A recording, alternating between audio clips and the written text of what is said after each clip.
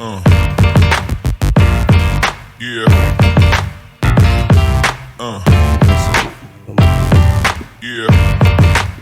All right, everyone. Welcome back. Today I have Mr. Denis McCarthy. It's a pleasure to be on. Thanks for inviting me, Tony. No problem. I appreciate you making the trek with the public transport all the way up from our club.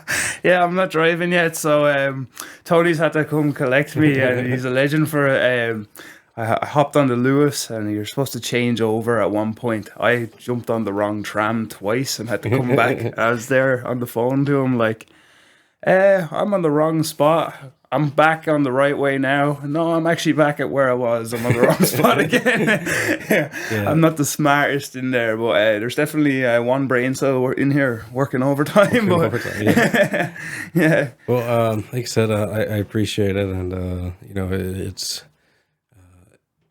it's important for me to have individuals such as yourself on. So I'm more than happy to accommodate and help you out. So it's no bother to me at all. Yeah. But look, here we can get right into it. I just got a few questions for you. I wanna ask just to kind of get to know yourself a bit better. Cool. I'm gonna mix these up. Nice. These, I love that. There's cards like that's the best. In our MMA class in our club, we for the warm up. The same system, cards, and you throw them on the floor, and you'll have different exercises like squats, burpees, all that stuff. That's not a bad idea. Great minds think alike. There is one I want to ask first. Can't find it. Oh, right there. All right, this one. So this is a fun one for me, just because I like getting everyone's take on it. So it's just coffee or tea. Oh, coffee. I think coffee. So tea. I love tea. Like I used to be a big tea drinker, and up until I was about, I think, secondary school, and I kind of got into my fitness more. I found like black coffee in first thing in the morning, like super early morning, gets you like pumped and just ready for the day. Like even though it's there's no sugar, no milk, no nothing. I don't know what it is. It just makes it makes dieting on a clean diet a lot easier, and it just gives you like a bit more of excitement that morning. Just raw caffeine. You couldn't get any like clearer. Yeah, no, black coffee's hard. I transitioned to no sugar. Yeah. So I do no sugar and a bit of just milk. Yeah. But I've tried to cut down the milk to go to black coffee, but it's difficult. It's tough. Yeah. Once you do it though, like you'll never ever go back. I think it's just a matter of finding that right coffee. Like I'll go to there's a place in Arklow that used to do coffee out of a truck just by the Mr. Price. If anyone from Arklow is watching, shout out to them. I can't even remember the name of the place, but super strong black coffee, local coffee beans, and oh my god, like you will say if you have hard things to do that day, you're gonna get them done. Like yeah. All right. What is the best piece of advice you've ever gotten? Best piece of advice I've ever gotten was from Richie Smullen. I was not in a great place mentally at the time, but I was in very, very good shape. Like, I am a person who pushes like mental health problems a lot, like because I deal with them a lot, like all the time. And I think I was going through a breakup or something at the time, and I always choose to spend my time stupidly in the past, whereas like I'd be late for training. During, when we were training in box fit with the lads, like Richie would be like, "Why are you late?" And I'd be like, "Oh, dropping my girlfriend off home." He's like, "Be selfish, be selfish with your time. Like, fuck what everyone else thinks. Like, you want to be a fighter, don't you? So spend your time at fighting. Like every need you have, you should be pushing them needs. Like just the two words, be selfish. Because like I'm a very nice person. And sometimes that's actually a big weakness because I kind of like, if I see homeless people on the street, like I'll be fucking throwing change into their cup and stuff. But my mates would be like, "What are you doing that for? You're going to be broke at the end of the month." I don't know, I just feed off of it. I get a good feeling off of it, just to know like, oh, this lad, he mightn't be a nice guy, but he's eating today because of me, and he might not steal somebody's stuff because of that, you know.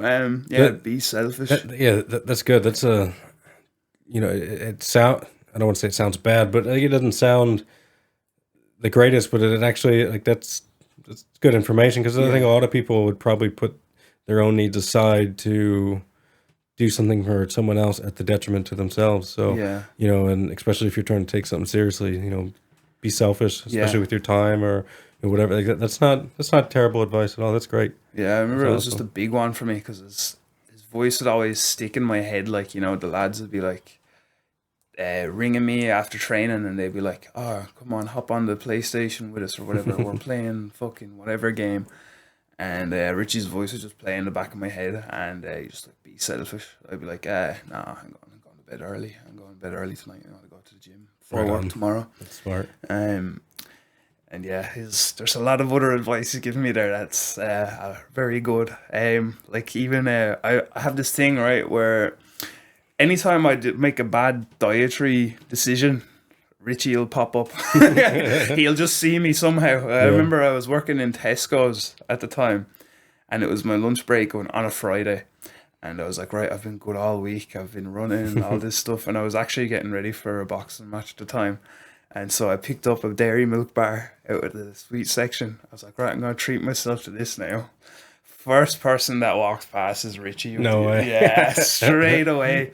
How are you, Dennis? And then I was like, oh no. He's seen me do that, and then I went and I put it back, and I went to the fruit section, and I was like, picked up a load of pears and stuff, and strawberries. I was like, look, there's like fucking at least 150 calories in these, and that chocolate bar is like 800, and it's still a treat, like.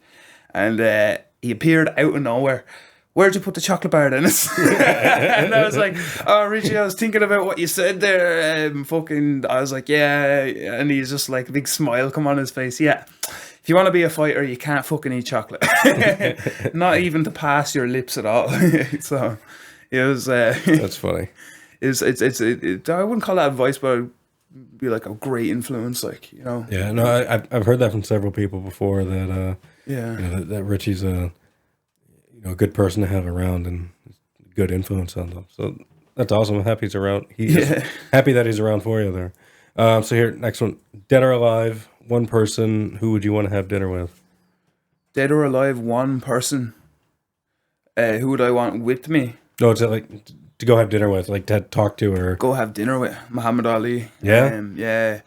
Without even a thought there, Muhammad Ali was like the first influential person on my life, because you know the way you have like David Goggins, you have like all these like inspirational people and stuff. Yeah.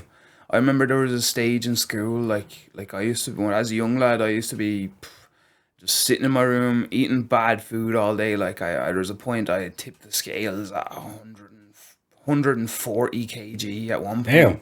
Crazy, like I went so overboard with my life. It was just extreme. Yeah. And I remember I started training when I was about 10 or 11 with John Shields down in the old Red Door. Yeah. And straight away he looked at me and he was like, you remind me of myself when I was younger. I used to wear glasses and like all this stuff. But yeah, going back to what I was saying, when I was young and fat and stuff, I was looking into boxing and all. And Muhammad Ali came up, and I was like being picked on at the time and all, and I was like looking at all the oppression and stuff that Muhammad Ali had to go through. Like he was didn't want to go to the army and stuff, to be drafted away to Vietnam, and he believed that people weren't doing anything wrong. Why his words, I ain't got no quarrel with the Nam. So he used to say. But he's a person that believed in something, and it didn't matter what point of power was pushing down on him. He was just like, no, this is what I believe in. This is what I want to do with my life, and I'm going to do it. And especially like with training, when he's talking about how hard you train, like he's like, you ever see that clip of him running with that TV presenter? He's like, "Oh, I'm gonna cut out in a minute," and Muhammad Ali's like, "You want to run until your throat feels like sandpaper, until your lungs feel like they're on fire." Yeah, I just looked at all that sort of stuff and I was like, "Fuck, this guy." This guy was just sitting there one day like I am, and in my mind, I was like, "Fuck, I do nothing with my life. Like, I don't even know why I'm here. Like, I have no reason to be alive right now." And I was just like, if someone can just think something and go out and act on it and do it, like, why the fuck can't I? Like, you know, even though, like, I'd go to the gym and I remember I used to say to the lads I was training with, like, I'd be like, I'm gonna be a professional fighter one day, and they'd be like, you know, they'd all be trying to be nice, but like they'd be like, you're kind of 140 kg, you know, in their head, whatever they're thinking, and fucking. I remember one of the lads wasn't nice to me, and he was just like, "Man, you're literally overweight. Like, why, like, you can't be." And I was just like, "Yeah, no, I think I'm training harder now. I'm gonna do it. I'm gonna do it." It's good. You kind of need that person though too. You know, you can't have everyone just kind of fluffing you up. Makes you work harder too. Yeah, you need that person. Not necessarily saying you can't, but that you can't right now. Yeah, you know. Yeah. I thought it was very funny at the time, and I look back at it now, and I'm just like, how stubborn I was, but at the same time, it kept me motivated and kept me working harder. Like, I remember at that point, it was. How old are you now? I'm 23. I'm actually 24 now. It was my birthday on the 8th. Just what day is today? The 11th. Yeah, a couple of days ago. I'm getting older now. Thank you. Getting older now. You're still young. I got a few years on you. Thank God. Yeah, no. I look back at it now. I was very stubborn, and definitely needed to plan my life out a lot more. But I was definitely I had the right idea in mind and acted on it, so I wouldn't change it for the world. Like now. Right on. Here, so if you could pick a superpower, what would it be? Superpower. I would say. That's a very good one now. Do you ever see was it Fantastic Four, the guy that can like stretch super far? I'd do that just so I can annoy my coach with a super long jab that he can't reach, because he's like John Shields is way taller than me, and like he has a long reach. Just to annoy him with it, like stretch it out, just let him know I can do it. Yeah, there you go. You can beat my ass, but I've got this superpower. You know, that's funny. One word to describe yourself. One word to describe myself, I'd say, that's a tough one now.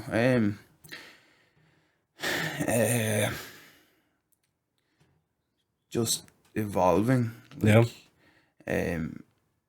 I think I've changed who I am in my life like 3 times. That's good. Like, I wouldn't even recognize myself. Like when I was younger, I looked like a Minecraft character, like a square, just a blob, and you know, I had no athleticism to me at all. I used to love music. I used to play guitar for like hours every day. And no discipline. And then I changed to kind of semi having discipline, you know, still kind of like having a hobby, like going out, kicking the football with the lads, like, you know, going to Thai boxing, and you know, doing it, having a healthy balance to it. And then I think it was I had my first kickboxing fight in Ireland during, I think it was 2018 or something like that. I could be wrong now, but I switched up. I remember fighting this absolute fucking Greek god of a looking man, like while I was still like 95 kilos of like saggy like you know, I had that dad bod. Rocking that dad bod, which is respectable. I think it's the peak performance. But I'm not going to argue with that. Yeah. I don't know. I feel better when I'm like that, when you can have your food. But I think there was a switch in me at that point then too, just to be like, I remember a guy pulled out of a fight. over in Germany.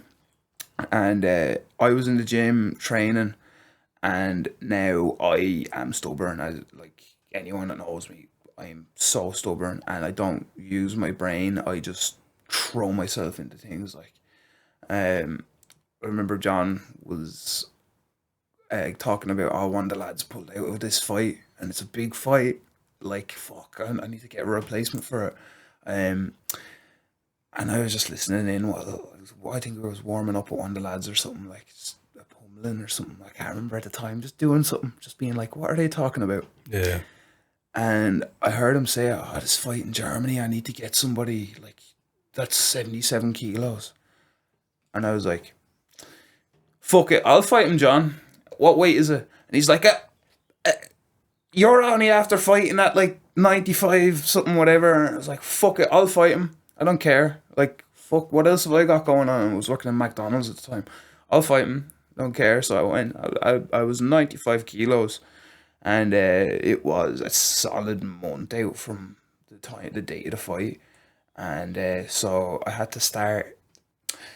We were training twice a day on top of, like, say twice a day was MMA class, jiu-jitsu, boxing or whatever. It'd just be a mix up of all the three, and and me and John would go running in the morning before all the day of training would start, and so I would be running on on a 500 milliliter bottle of water, and I was eating a half a banana a day, and then I'd have like one chicken fillet with a fuck ton of salad at the end of the day, just to treat myself. Just to kind of fill up a little bit. It was just crazy at the time, but I wouldn't change it because fuck, it had to drill that discipline into me, into like, look, fuck, you've not disciplined yourself for the last 18 years of your life, like, and so now when a big opportunity comes knocking on the door, you've got to go to drastic measures which you should never have to. And so I went over and I fought one of the top amateur welterweights out there at the time. Maximilian Cash is his name, and he's now, I believe he's, the last time I checked up, because we followed each other on Instagram after we fought, he's like fucking 7 and something with like 6 KOs professional now, like, and I was his toughest fight of his amateur career on my first MMA fight out in Germany. Like, after, you know, like I fucking didn't even train a whole lot of grappling for that camp too, so I was just I was so hard on myself after, had that stage after where I was proper depressed. I was like, fuck, I'm after losing a fight, and my biggest thing in my head is like, I could never lose a fight ever. But then at the same time, if you lose a fight, you're gonna learn where you're going wrong and you can better it. If you win all the time, you're just kind of like, oh, I won that one, now we go to the next one and I win that one too. And unfortunately, most people can't have a 100% winning record. Yeah. You know, so like it's good to have, especially in your amateur career at least, to know how to lose. Yeah. You know how to lose with dignity, and you know, and like if you can take away from a loss that, you know, you know where you need to, you know, improve yourself, then I mean, I don't want to say, oh, you know, that's the win, but you know what I mean? Like, that's kind of, I guess, the upside to the loss or whatever, you know, and you know, it's good for, you know, continuous self-improvement. And if you're winning all the time, you know, perhaps you are really that good, but like, you know, there might be areas where maybe you're, you know, you're not focusing on, and eventually that might catch up with you. And big time.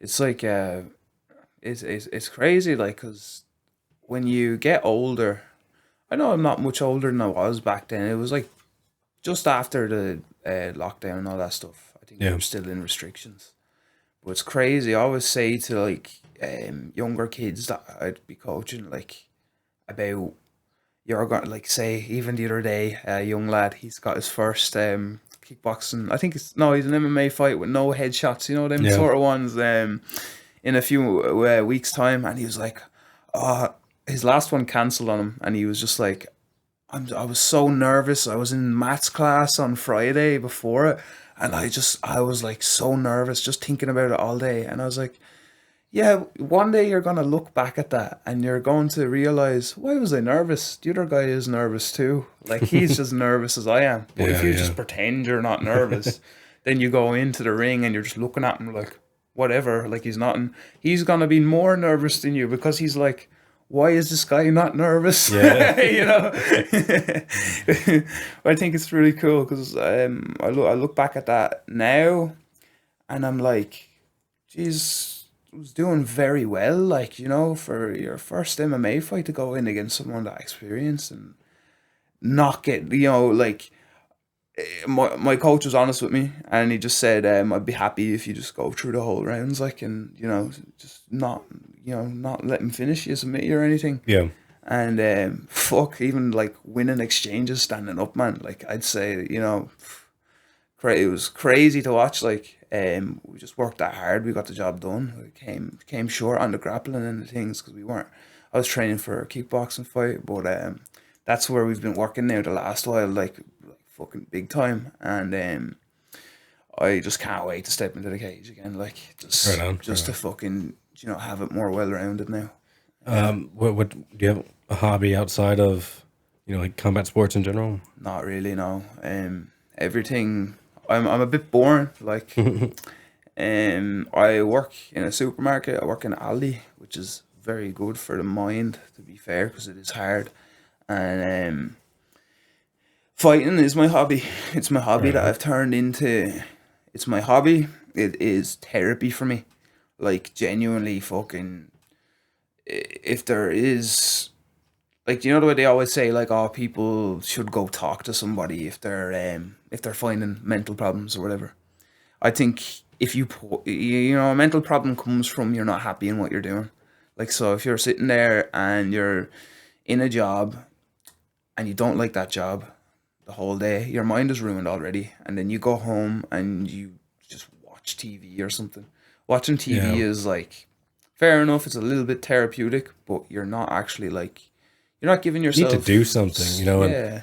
And I think with combat sports in general, there's a kind of a meditation that comes along with doing something that's physically difficult. Yeah. You know, and I think for a lot of people in general, if they're either just to work out or, you know, or practice a train in combat sport, then, you know, I think, you know, mentally they might be bit better off. Every person I've ever spoke to, you know, on this podcast and in person or whatever, they have all said at one point or another that, you know, combat sports is been kind of the key to, you know, their mental stability. Yeah, you yeah. know? I think that if I didn't have it, I wouldn't be on the planet. Like, I literally said it to my coach the other day after training. Like, I was just looking at him. I was like, try not to cry after doing hard rounds. I was like, it's actually mad because, like, if I didn't have this, I actually wouldn't be speaking to you right now. It was crazy, like, to think, but it is true. I don't know, like, I feel like I belong to, you know, when you feel like you belong to something, like, you know, 100%, yeah. It's that's another thing I think people are lacking, especially men. You know, kind of you know, belonging to anything really. You know, I think most people probably don't have like a tight knit friend group.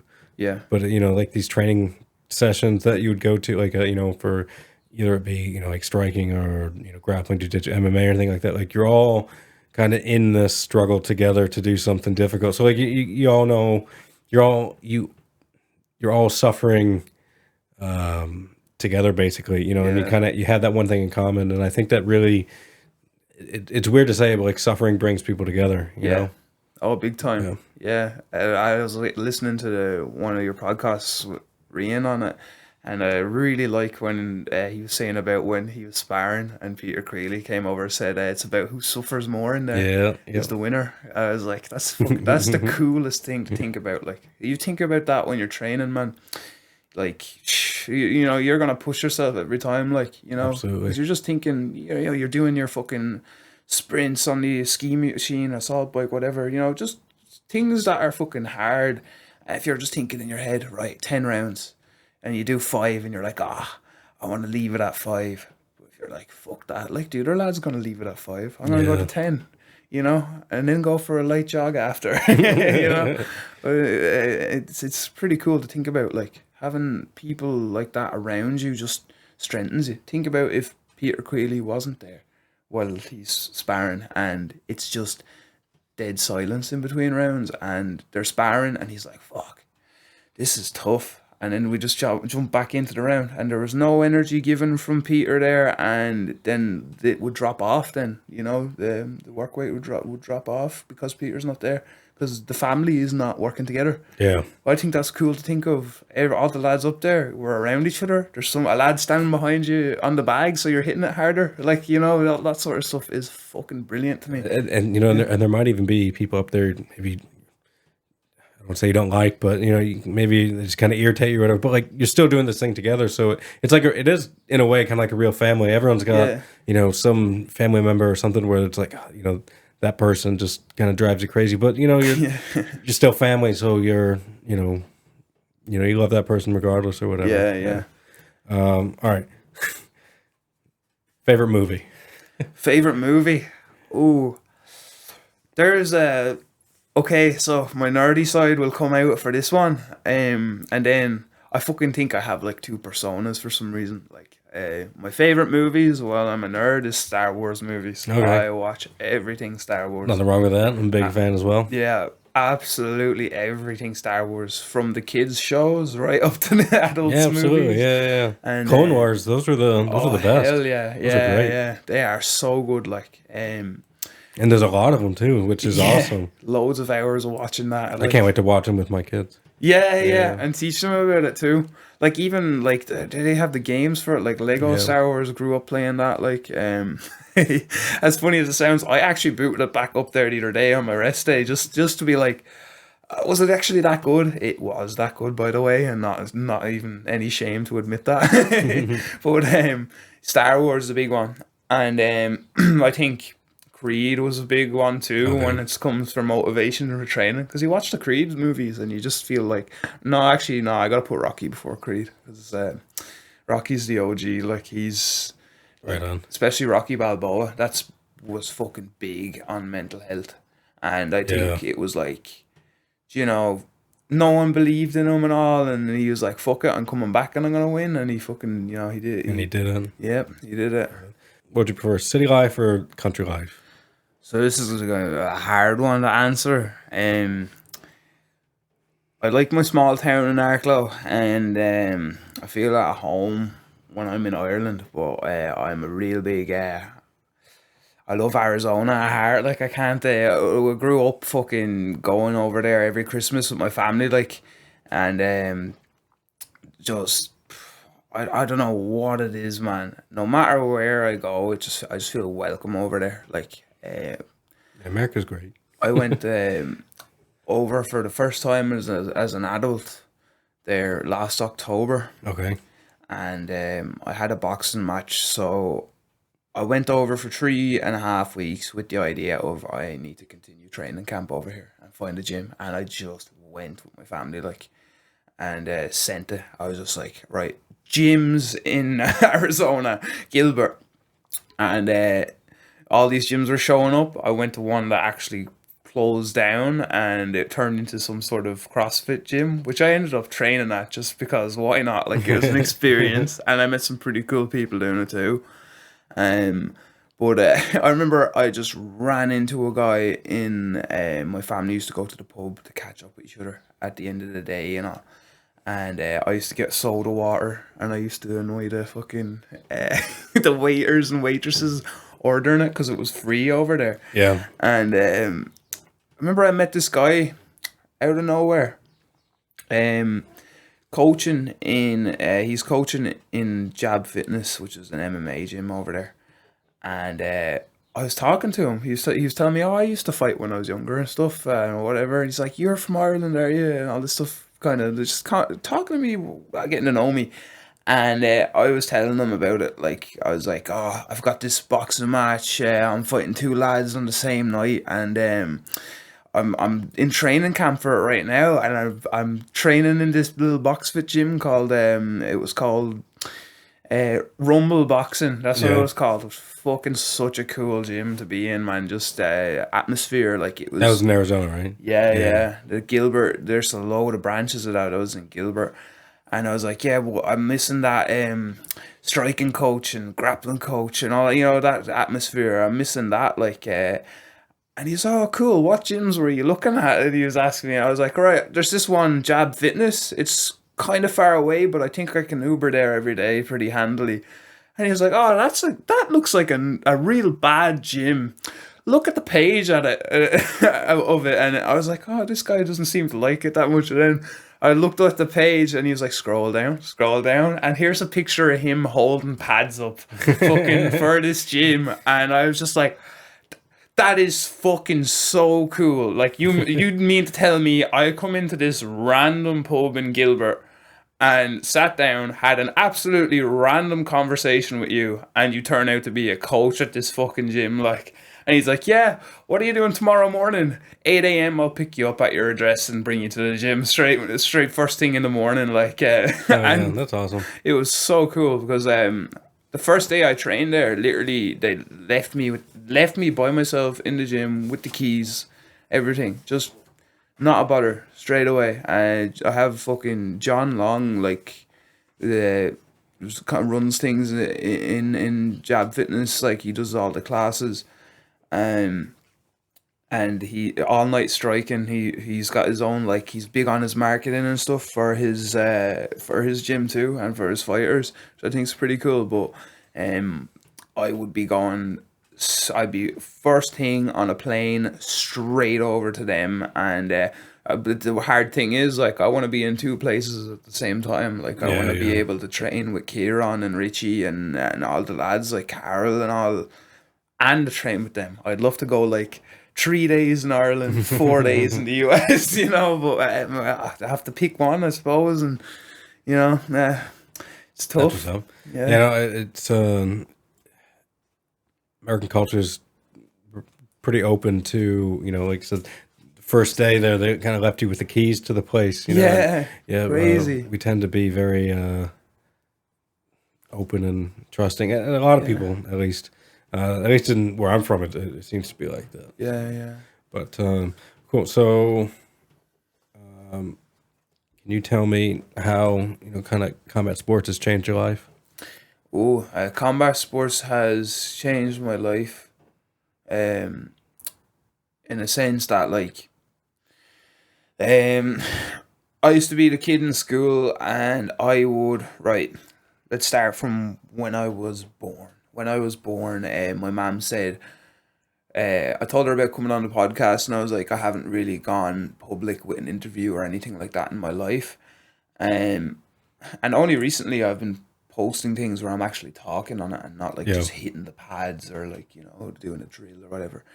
And my mom said, make sure they know that you come into the world fighting with the umbilical cord tied around your neck, and you have to be like resuscitated and everything. And she had to take me away from my mom and then bring me back once I was okay. Well, I didn't tap out then, and I still haven't. I shouldn't have said that, just in case. But whatever. But she said make sure you let everyone know. Like, when I was younger, coming into primary school, even before like I was overweight or anything, my parents were dealt a pretty hard bit of news, like that. They were told that I wouldn't ever be able to actually ride a bike by myself or finish public school, or I would be very dependent on my parents for the rest of my life, because I was diagnosed with autism and whatever. I kind of just learned how to push that to the side, and like, I call it be more normal, because I feel like I can, because no one's being like, oh, you're being offensive. But I kind of learned how to become more average, like, be on the same wavelength of everyone else, not hide underneath the tables in school, which I used to when I was younger. It's good that you haven't let that be like a limiting factor in your life, because I know sometimes people will get like a diagnosis like that, and then they they hold on to it, and then that's their crutch for everything. Yeah, You yeah. know, so I think it's great that you kind of haven't went that route. Yeah, it's crazy. Like I feel like it's whenever somebody in my bloodline gets told that they can't do something, they always end up doing it. Like Yeah, it's weird. Like it's mad because it boils my blood when someone tells me you can't do that, and then I'm just like, yeah, I can. Like I've got ability there to do it. I feel like my parents probably told me when I was younger. I can't really remember if they did or not, but they were probably like, actually, they did. They told me when I was learning to ride a bike, they had the stabilizers on this little kid's bike thing, and I was like 6 years of age at the time, I'd yeah, say. And I was like, why have I got stabilizers? I'm six. That's sort of way. And I was there on the bike with the stabilizers, and my mom was like, uh, he's gonna kill himself on that bike to my dad. And I just heard them and they were both worried watching me, and I was like, yeah, oh, whatever, I'm gonna jump off this thing till they go away. And they went away then, and I pulled the two stabilizers off it myself, jumped on the bike and went riding around on this thing. yeah. And I think it was my dad come home from work or something that day, and they were like, he's riding the bike. I was like, yeah, I'm riding the bike, and what? And they're like, you learned that all by yourself? Yeah. Okay, and then they just kind of realized, okay, this kid's this kid's not like fucking gonna be not riding a bike and all Yeah. this shit that they were telling him. I think I've always had that little bit of a devil in me where I'm just like, uh, I'm just a little shit when I'm younger, you know.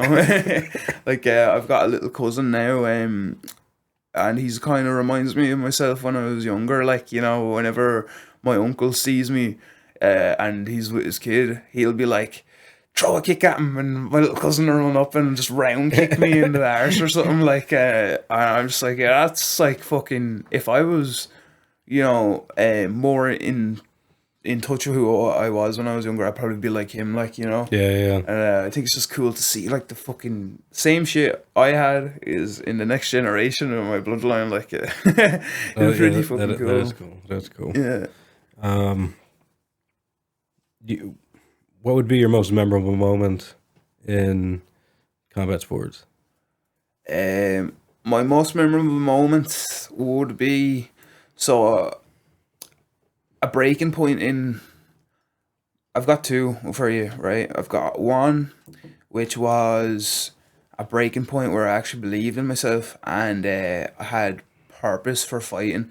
I was up in Mullingar and I was fighting on Alan McCormick's show, RFC, and your man I was fighting against was in phenomenal shape, like, and I just remember my name being called out and he was behind me, my coach was in front of me, and he was like, I turned around, seen the guy I was fighting, and I was like a fat mess, and I had just come out of like fucking rock bottom mentally, and I turned around and seen him, and I was like, that's who I'm fighting. I turned around, my coach was like, don't fucking mind him, you just get into that ring now. And I was like, okay, hopped into the ring, and I remember actually before even that point, hitting the pads before, one of the lads I went to school with, he took his own life because he was dealing with shit mentally, like, and just didn't tell anyone, didn't do anything about it or nothing. And I remember hitting the pads and just thinking about him, like, just hitting the pads, and I was like, nah, fuck that, I'm gonna win this fight. Like, you know, I was not believing in myself and all, and for so long in my life, just hitting it, I was like, nah, fuck this, I'm winning this, like, I don't give a fuck, like, whatever stands across the ring. And I was hitting fucking hard on the pads. I don't think I'd ever hit that hard in my life.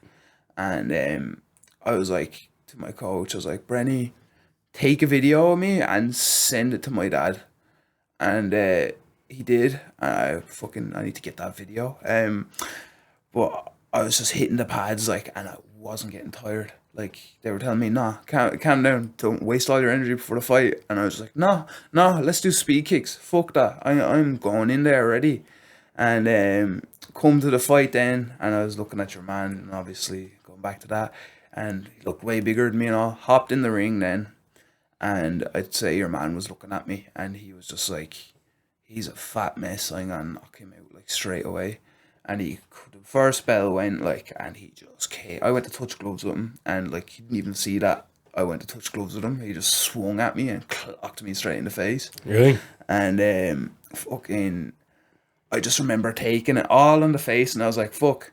And I got my composure eventually, and head movement started going. Then she started missing shots, and I was just touching his chin a little bit. And I was like, right, he's gonna gas out, and I'm just gonna be laughing after this first round because he thinks because of how I He's look, got you, yeah. he's got me.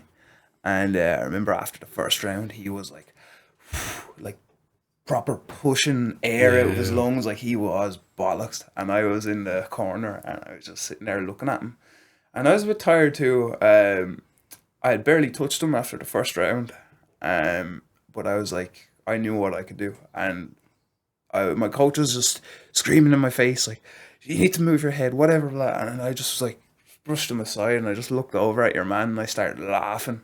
There's a video of me just laughing at him, like, because he is bollocks on the ropes, and I haven't even got started, like. And so we go into the next round then, and I just started landing combos, like, fucking, like, 3-4 punches and then a kick, and then your man hit the floor after I kicked because he was off balance or something. I timed he tried to kick well, and he didn't have great technique for his kick, so straight on the floor, and I just looked straight over at my dad then, because I knew it's just grueling for my dad to watch me train so hard, like, and then hop in the ring, and it just looks like I'm getting my fucking ass beat. Well, I was getting my ass beat, but it was in a good way. It was calculated. Yeah, I remember there was one point in that fight then where my mate from school who had passed, his mum texted me after the fight and showed me a video of, in the second round, I had done a switch stance thing that Gary Rooney was showing up in SBG one day. This is literally days before the fight as well, and I stood on the mat practicing it after class and everything. Yeah. So practice makes perfect, everyone. 100%. Yeah.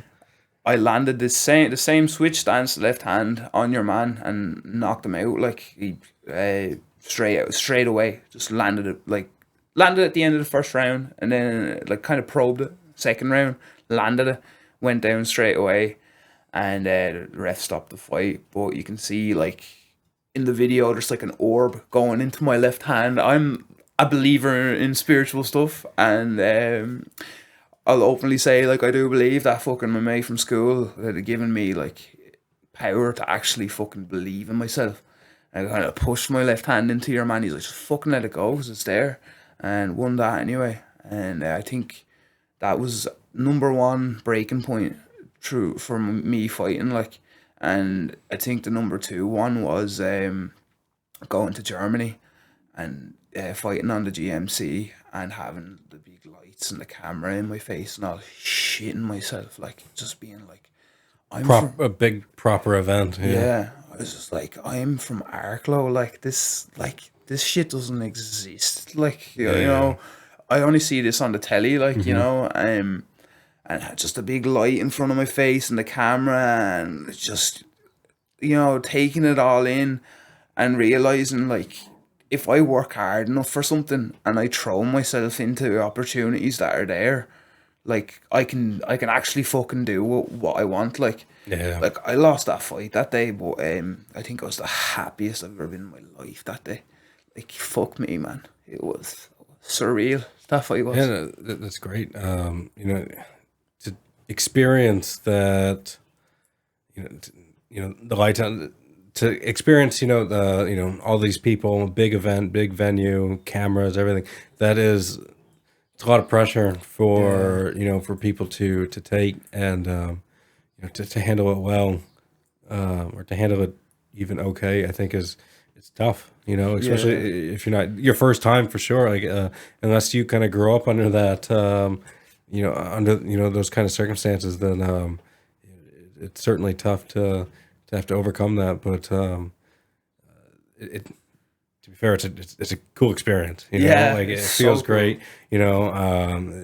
It's something about, you know, having a lot of people kind of just not stare at you, but, you know, like, watch you and look to see how you're going to perform in front of them. Yeah, like that it's a unique feeling for It's sure. crazy. Yeah. No other feeling like that. No.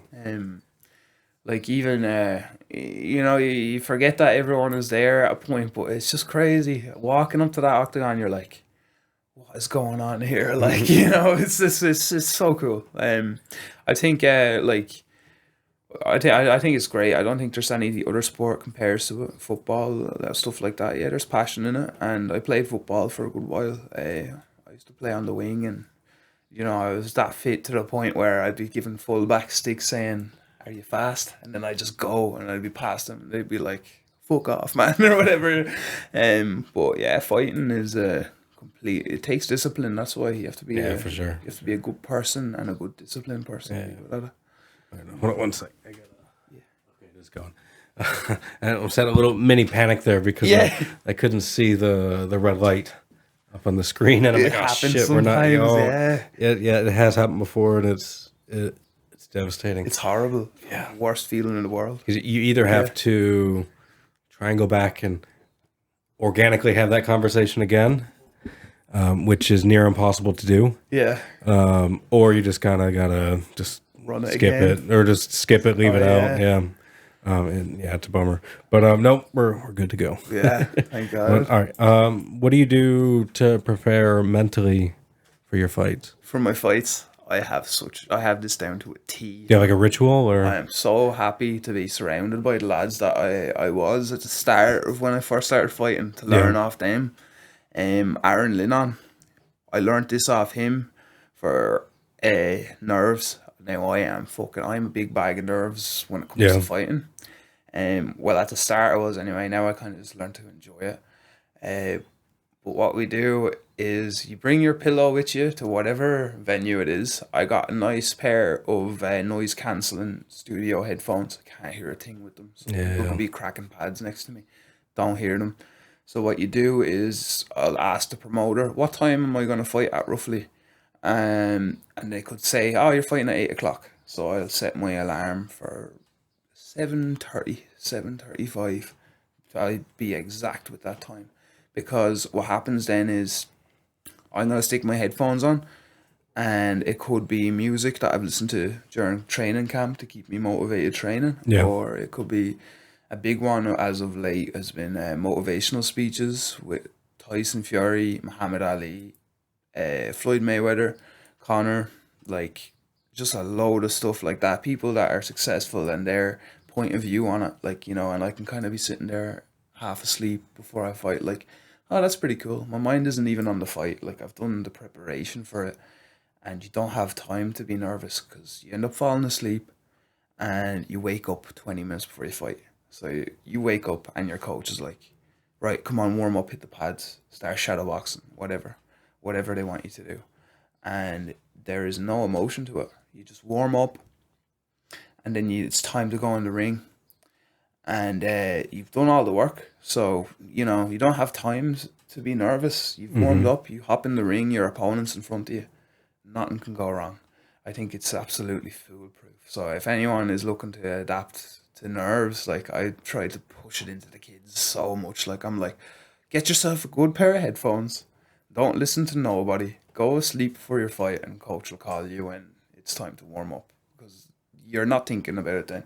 You're not It's not a thinking bad idea to kind of just be in a, I don't say you're not zoning out, but to kind of just be relaxed, kind of ultimately. Like, I mean, how you have to be relaxed to go to sleep. So, if you can, take a short little nap or whatever beforehand, and you wake up feeling maybe even a bit refreshed. Even. Mentally refreshed is a big thing too. Yeah, no, that's great. Like, there's, I sleep for long periods of time because of how hard I tend to train. Sometimes I overtrain. I mean, all the time I overtrain because I just have nothing else to do. I train out of boredom half the time. Yeah.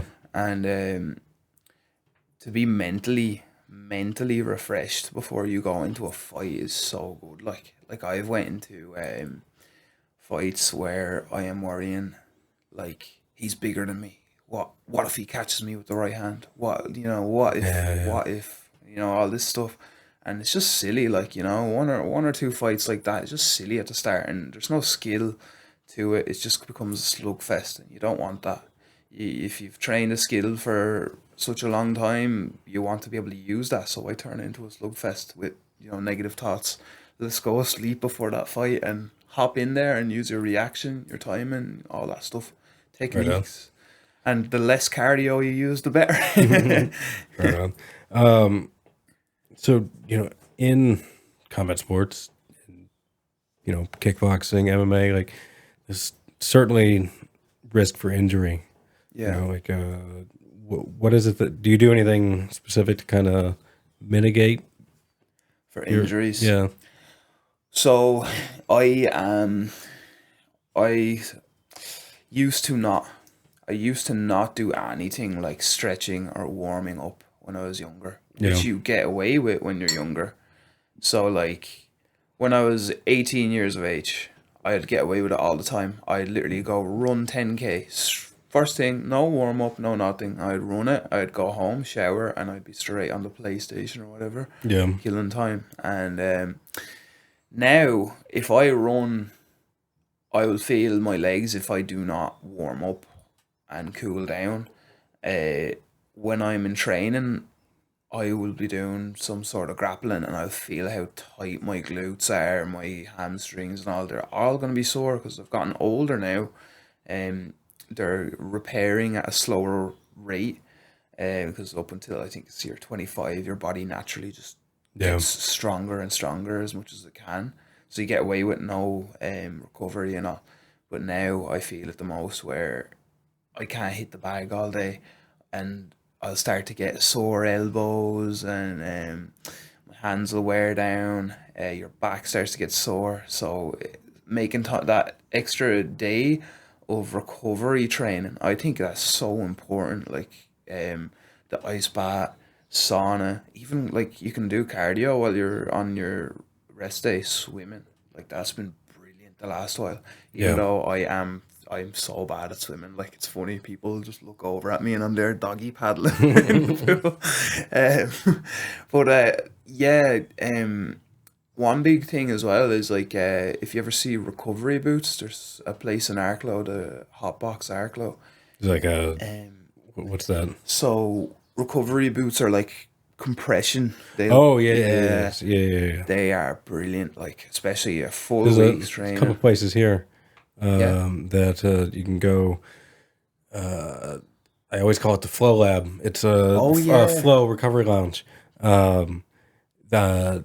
They have them there that you can use. They also have cold water, big, huge cold water tank. It's like a 10-person tank. They are horrible, by the way. They are horrible. And they have a hot tub and a sauna, and then they have the boots as well. Yeah. The cold water is. I'll be honest. Like I used to like it. Yeah. But like. Not the biggest fan anymore. Like it's if I can go immediately like into like a sauna, like it's not terrible. Yeah. But like I have one here, like a little one, like a little portable one, and I've used it a couple times. But like it's nice. But like I need a sauna to go to. Like it's not that like I can. What I would do generally is I would get in the water, stay to do about 10 minutes, and then I'd go up and take 10 minutes and take a hot shower. Ooh. Yeah, and Yeah. But like, it's not the same, because I'd rather jump into a sauna, But like, to be fair, like it is nice though. Like it's good for like I suffer with my shoulders. Yeah. My shoulders fucking kill me. Shoulders are killer, man. Yeah. Just doing jiu-jitsu and moving around everything. Arms being pulled and stretched and Do you know? I've actually got something really cool for you that you should do for your jiu-jitsu class. What's Get that? yourself a weak resistance band. I learned this off of one of the girls up in the boxing club in Arklow. And I was always watching her. She'd be there with her hands like this, pulling a resistance band like that and behind her head and all before training. And I'd just be looking at her and I'd be like, she's warming her shoulders up. It's probably not a bad idea. And I was like, that's pretty cool. So I started adapting that. I started doing it. And shoulder pains are gone ever since I just started doing that. Mad. Like, just fucking 30 seconds of pulling this stupid band around, like, people looking at you silly, like, what is he doing? Saves your shoulders. I'd have to give that a shot. Yeah. Actually, I have some excuse me, I have some of those bands inside, so Yeah. I have to. I'll try that. That's one, like you were talking about, like warming up and cooling down, and then like stretching as well. Like Yeah. those are like the three things I'm guilty of neglecting. It's because we're also caught for time. Like when you're, We yeah, say that, but like I work from home. yeah, Like my desk is just over there. yeah, Like I got for something like that. yeah, There isn't. I can make excuses, which I do. yeah, And that's what everyone does. Like, oh, time. I don't have the time, but like, it is there. We just got to make it, and then I'm just neglecting it. And then complaining about my problems later. yeah. It's hard. Yeah, And I don't know. It's just part of being a human, I think. But yeah, no, it's discipline. It comes out. It's a yeah. discipline thing. Is really what it comes down to. And all right, two more questions here. Cool. How do you stay passionate about combat sports? So how I stay passionate, right? I would say it's just in me. It's the only thing that I feel I belong to. Yeah. Like it's the only thing I always say. It's the only thing I've ever been good at. Number one, but it was the first thing I was ever terrible at. Okay. So I was terrible at it for so long that I became good at it, and then I was like, okay, this is where sticking to it really works out. Like I've become good at it now. It's the only thing I kind of have. Um, but sometimes you'll be like have bad days and you'll be like, oh, I don't want to go to training. I want to go to bed. Whatever. You might be fucking feeling sorry for yourself or something like that. This is where your training partners will start to become important. Where like your coach will text you. I remember one morning I had boxing pads and my coach will text me like half an hour before because one time I slipped it out. Like I usually train super early for boxing, like so it could be like 5 or 6 a.m. and he'd be like, "Are you up yet?" And I'd just not reply, and he'd ring me, and I'd be like, "Ah, I'm feeling shit today. I don't want to go." And he'd be like, "Nah, these are the days that count. Come in now." And I'd come in, and I'd just be there, and I'd be like, "Oh, I don't want to be here." Yeah, no, the days you don't want to do it are the days you definitely should. Yeah. You feel so much better after. Yeah, and then the amount of regret you'll feel if you don't do it, Yeah. you just feel 10 times worse. Oh yeah. Big time. Especially if like you're capable of doing it. Yeah. You just kind of chose not to. It's killer on the mind, like, especially anyone that works a day job. If you have like my work, it'll be 2 p.m. to 10 p.m. or 5 a.m. to 2 p.m. So I'll come up to Dublin and train if I'm finished at 2 p.m. But if it's 2 to 10 p.m., I am stuck in Arklow that day. Okay. To train in Arklow, and I have the lads down there, and I had to have the boxing gym and normal gym and stuff. Where are you training up here? So up here, SBG, the HQ there. Are you up there? Yeah, and I'll go from there, and then we've got Box Fit gym in Arklow, and then there's obviously normal fitness gyms, and then there's Arklow Jiu Jitsu Academy, Arklow Mixed Martial Arts as well with John Shields, and I have a lot of gym memberships to make up for there. That like it's crazy each month, like, and I just float about to each different gym as much as I can. Yeah. Yeah, and that can get kind of expensive. Oh yeah, it is. Especially like at HQ, I know they're expensive. That's a month. generally where I train as well. I'm either there in the morning or in the afternoon at that afternoon jits class, but nice. I haven't been to that class in quite a while. Yeah, I know. I'm desperate to go back. I'm usually in striking up in Dublin, and I always had Kieran and Richie were kind of saying to me like, you want to get your grappling to be good enough to be able to appreciate the techniques that are being shown in them classes, because some of them would be very advanced. And I remember like I'd go to jits up there and they'd be showing something and I'd be like, what, like, how do you do that? And I just felt like a hindrance on the class, but now I'd feel comfortable going up there and training it.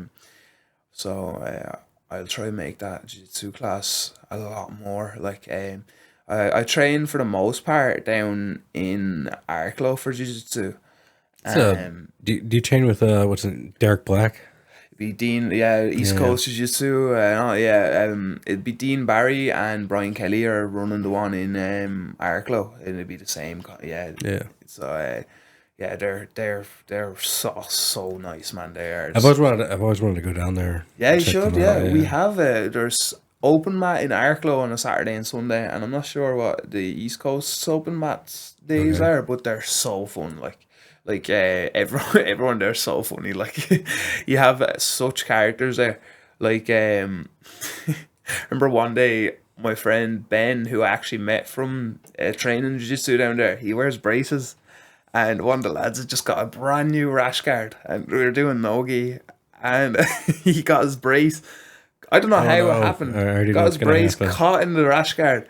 And like everyone just stopped rolling and was looking over, and we were all trying to figure out how to get this rash guard off without actually ripping it. Felt so sorry for the both of them. Like, that's funny. Yeah. A brand new rash guard, and the one day you wear it in, gets caught in someone's braces. Imagine. Yeah. But yeah. No. Yeah. Going. Well, what was the question? Was about motivation, right? How to stay motivated in it. Or was it the? Sorry, what keeps you passionate? What passionate? Yeah, passionate. What keeps me passionate was how low I was in my life when I was super heavy and I had no discipline. I had no sense of direction with my life. I remember where I used to be in college in Athlone and like so out of shape.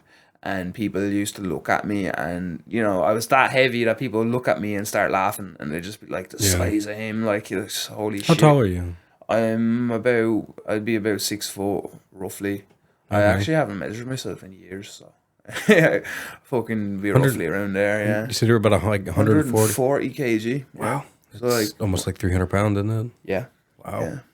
I used to not be able to walk for long periods of time. I would always be on, say, video games, and people could hear me breathing through the microphone. I was that heavy. Really? And I fucking obviously severely picked on and all. And remember there was a point where I was hobby training down to about 110 kilos. And I'd fluctuate from 110 to 120 with a severely poor diet, but just training super hard. And I went out for a walk one night while I was in college, and my head was fucked, and I just didn't know what it was at. Like, stood at the bridge in Athlone town, middle of the night, fucking people that were on gear walking past me, you know, not a safe place at all. I just didn't care. I was going out and I was sitting there looking at the bridge. I don't know why I was looking at it. I don't know why I was looking up. And this is like 3 o'clock in the morning, looking up at the sky and all, and looking at all this fucking, it was kind of a dam sort of thing, water flowing through it. And I was like, what do I actually want to do with my life from this point on? Like, what do I want to do? And it was funny because the next day, I said I'd start like pushing myself to do something with myself, you know, at least get in shape.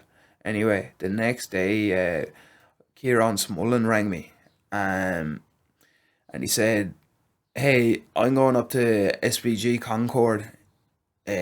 Was it starting up there? I can't remember what day it was. I remember Gunnar Nelson was doing some sort of, I think, a seminar or something like that. I could be completely wrong on that, but something like that was happening that he was going to go up to. And he was like, you should get signed up on a membership. And now, like, me and Kieran wouldn't know each other at the time, but we wouldn't, know each other that well. Yeah. But he had just rang me, come with me up to SBG tomorrow, or whatever day it was, or whatever. And I moved back home. I think it was, I can't remember exactly when it was. I may ask him, but I moved back home anyway from college. Dropped out of college straight away. What were you studying? I was bar supervision. The course was called, so it would have been like culinary arts and Okay. cocktail mixing and all that stuff. Which I kind of liked. But I wouldn't want to do that for the rest of my life. Um, and I walked in, went up to my dean, and I was just like, I felt so guilty for it because they liked me there, like, and I used to do super well when I was getting tested and stuff. I'd have great ideas and stuff, and Yeah. like to help other people out with their assignments and stuff. But I just went to my dean and I was like, look, I'm having bad health issues right now. I just made some bullshit excuse to her. And I was like, I'm gonna actually have to just drop out of the course, but you have all been fucking great. And I moved back home then. Didn't tell my parents that I was dropping out of college for ages, just because it haunted me. Yeah. I was like, oh, they're gonna just think I'm a failure straight away. Like, and I still wasn't in shape, so I was, mentally, I was like, oh, they're just gonna be like, oh, what are you doing with your life then? They already knew. Parents always know. Yeah. They already knew I dropped out when it was like a week I was back home and I was supposed to be on a break or something from college. And then I started just training like we used to go to Concord, me and Kieran. It was a summertime, I think. Just before summer we started, and we used to go up on the bus. It would take a 9 o'clock bus or 8 o'clock bus, and get up to the HQ for it used to be the stop at Bluebell, and we get off there about 10 or 9 or 10 a.m. roughly, I'd say, and the full day it would be training all day. It would be like a 9 to 5. I was on the dole, like claiming 100 something a week, spending all my money on just bus ticket and straight up to the SPG, train all day, and like literally I lost up to about 95 kg at that point just training, but still bad diet. But I always watched like Connor when he was saying like when you're becoming obsessed with it with fighting, like you have to treat it like a 9 to 5. There's none of this shit of like, oh, my arms are sore, I'm gonna rest today. Yeah. Go in and cycle, like, go and train kicks that day. But yeah, especially because I was young, I could train all day. So I used to go in and I'd hit the bag or shadow box or practice some sort of weird like technique that I had been shown in the class the day beforehand, before class. And then I go into class, and I remember Vitek used to coach the boxing class up there, and it was my fucking favorite class. And I remember he put on Facebook a while ago that he wasn't gonna be doing the classes anymore or whatever. And fucking first thing I put up in the group, I remember I was there and I was so heavy, but I used to train so hard. Like you'd look at me and you'd be like, that kid sits there eating pizza all day, fucking, whatever, just average. And I was training so hard, and it'd be like the warm up, and I'd be killing myself like in the warm up even. And Wojtek used to stand and just shout at me, "Come on, heavyweight, you are number one." And I just used to fucking love it, man. And I was just like, "Fuck, like this is where I'm supposed to be at." Like all these years of like fucking, you know, trying one thing and then going on, just being like, "Ah, it's not for me," and then leaving it, whatever. This is where I feel like I'm at home, like, um, and it's kind of good. Like I was thankful the other day. I was coming out of jiu-jitsu class, so one of the lads, Liam, and we were talking about bullying, and I was like, "Fucking," I was he was we were talking about how bullying actually helps you, like because people, fair enough, the bullying goes far and then like things that are bad would happen, but I got bullied and then it threw me into MMA. And then because it threw me into MMA, like I found who I was in it. And if I didn't have the bullies, then what would I be doing now? Like, Yeah. that Yeah. kind of way. No, I get it. I think it's like one of those necessary evils. Yeah. Obviously, like it gets taken, it can get taken too far. But you know what I think it is. I think it's the adversity that someone might be facing as a result of like a bully. Obviously, you know, like I said, it can get taken way too far, but like just to kind of, you know, have that adversity to challenge yourself, I think certainly could be beneficial. Oh yeah. All right, real quick before we go, you're fighting. You have a fight coming up soon. That's a kickboxing match, right? I have a boxing match now in 3 weeks' time. I think it is the 3rd of May in Yes. Arklow. Yeah.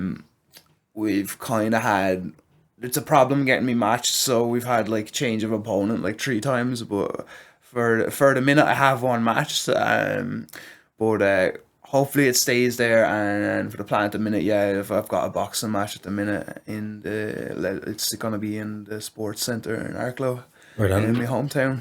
Who's you know your opponent, yeah?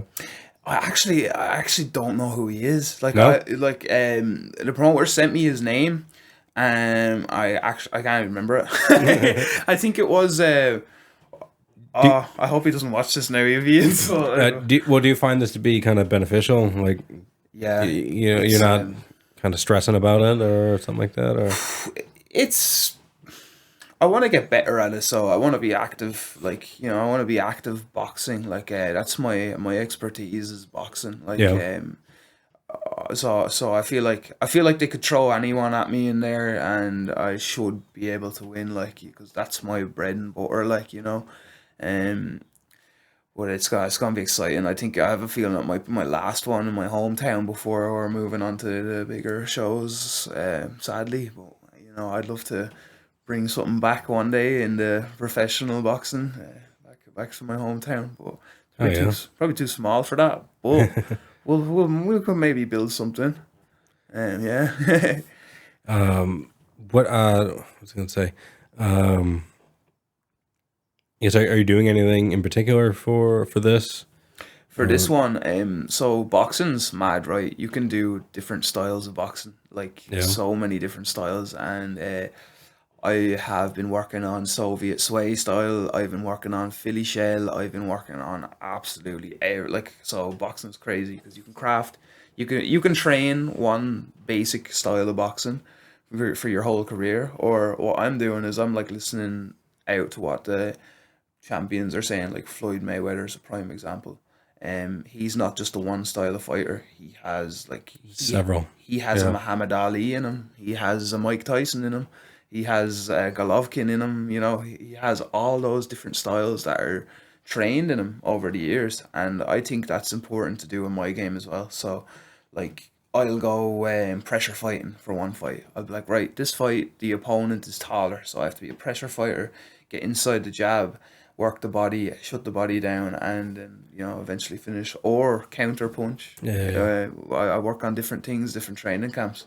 So I know the opponent I have right now is gonna be heavier than me, and he's going to be roughly the same height. So God knows what I want to work on for that, just in case he's watching. But I'll definitely be working on something that I haven't boxed before, some sort of style I haven't boxed before. Oh yeah. So Sorry. So speaking of boxing and boxing matches that are coming up, how do you feel about the Tyson Paul fight that's coming up? I love that fight. You think really? I'm so fucking scared for everyone's well-being. Like, so Tyson with the age factor, you know, he's not gonna repair as much after the fight. Like, Yeah. you know, even if he does, and I hope he does, beat Jake Paul easily. Um, what if he gets a knock on his fucking rib or something, and it's gonna be there for the rest of his life, and it won't repair or something? Like, it's not really a game. Perhaps, yeah. Um, But also, he's not fighting regularly either. You know what I yeah, mean? So, I guess it might be an issue. You know, like yeah. if he was trying to fight 2-3 times a year or whatever, then Yeah. that might be an issue. But this might basically just be a once off. What's crazy is, right, we have Jake Paul, right? They're not the same weight though, are they? Because No, at all. I think So- Tyson's heavier, especially absolutely. since he's probably training like a bodybuilder now because, well, after his boxing career, he probably is like, I want to look well. So Yeah. I'd say he's just lifting heavy weights and stuff and eating loads and eating the right foods. But still, it's a fucking hell of a fight, man. It's gonna be entertaining. Like Jake Paul has the fitness of a professional boxer. He has the perfect fitness, but it comes down to the brain at the end of the day. He's still a novice boxer, like. Yeah, no, I don't know a lot about boxing, but I think half of his problem is his personality. Yeah. And people just want to not like him because of that. Yeah. So they still might tune in to watch, but they're not watching as a fan. It's they want him to fail. Yeah, but like half that issue is because he's a legit athlete. He's a legit boxer. He's a hell of an athlete. And I think if it wasn't for like if he didn't come up through YouTube, if he wasn't like a YouTuber, then he would have I don't know what I'm trying to say. He'd have the respect, I guess, of the community. But then also like some of the fights that like they're putting together, like they're very it's you're either you're not picking boxers, or like you're not picking boxers, you're picking someone from another discipline, and not trying to be disrespectful, but they might be a bit past their prime already. And it's like that. Come on, now like now you're just making boxing look a bit foolish. And I think that's where a lot of people maybe draw their issue with him. It's very smart what he's doing, right? Oh, for sure. Like the dude's making. Let's see. Anderson Silva, Ben Askren, like. Who else MMA has he fought? Like Tyrone Woodley. Yeah. So in MMA, we train for a long endurance cardio. Yes, we have explosive cardio in our strength and conditioning where it's like, explosive movements, landmines, explosive squat thrusts, all that stuff, box jumps, all that crack, yeah. But for the most part, MMA is you're gritty and you're wrestling with a lad, like, and you're solid. Boxing is like flashy. You're like sprints, you're A to B as fast as you can. So Jake Paul just preys on that, and he preys on it big time, and the weight as well, because boxing's big on their same day rehydration clause weigh-ins and all this stuff. MMA is kind of day before. If you're 70, it's fine, and the guys come in, like look at Pereira, like somebody like this, they come in and they're just giant on the day of the fight.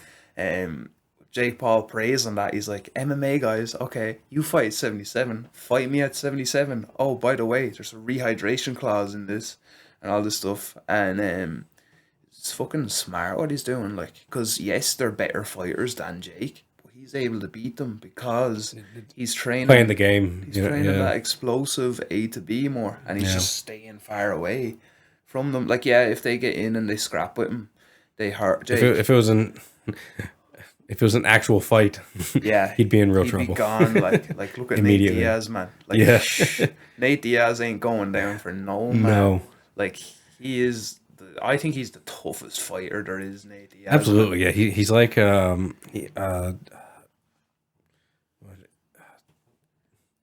don't know. Never mind. He's very tough. Yeah. Like you're not taking him down. Yeah. We're not easily, at least. No, or he's not letting it happen, is what I mean. But all right, look, I wish you all the success in your upcoming fight. I certainly hope it goes through and your guy doesn't pull out again. Please God. So I'm looking forward to that. I wanna see the result. But man, like I said before, thanks for coming on. I appreciate it, and I'd love to have you again sometime. Yeah. All right, man. Thanks for that, man. Cheers. Yeah.